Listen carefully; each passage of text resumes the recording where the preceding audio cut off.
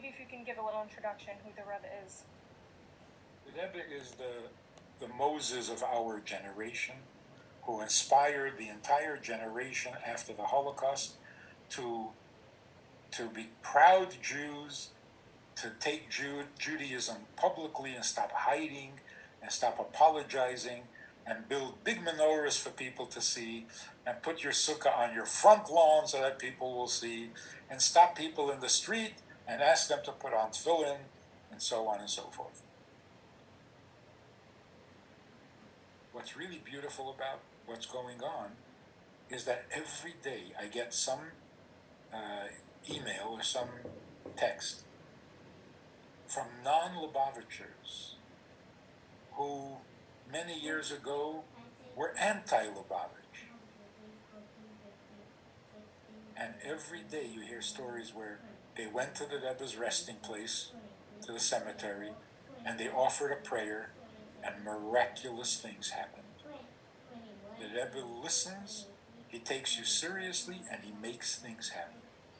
Yesterday, I got a clip from a guy who said that his friend called him and said that he's going to the oil, and if this guy wants, he should give his name and his mother's name, and his friend at the cemetery will mention him also. You say, well, sure. 9:05, this is how he's telling the story. 9:05, he sent a text to his friend with his name and his mother's name. For 2 years, he has been suffering agonizing frustration over some deal that involved a lot of money. He had paid lawyers fortunes of money, and nothing helped. It was just stuck. He couldn't, it didn't get resolved. It dragged for 2 years, lawyers after lawyer after lawyer, and it was a lot of money.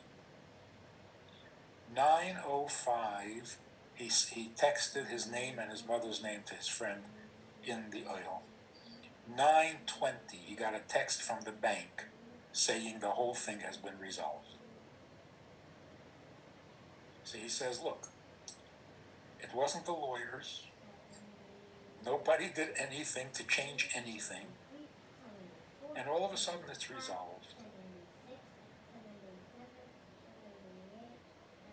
He says, I am canceling all my plans and I'm going to the oil to thank the Rebbe. And if you want, you can send me your name and I'll mention you to the Rebbe for blessings and what you need. So the best proof is how non-Lubavitchers are seeing the Rebbe. What Lubavitchers say, I mean, you expect it. But more and more non-Lubavitchers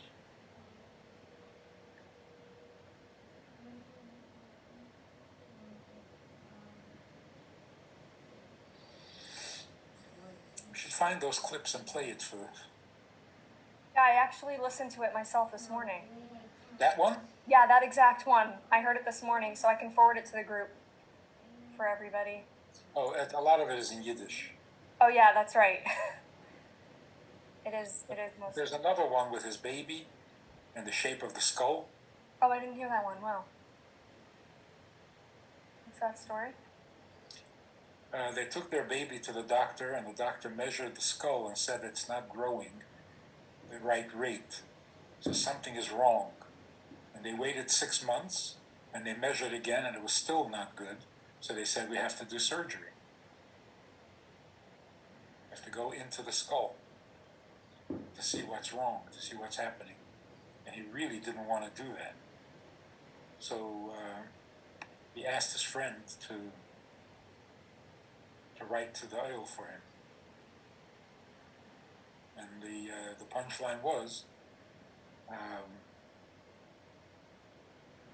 he went back to the doctor and said, before you do the surgery, will you measure again?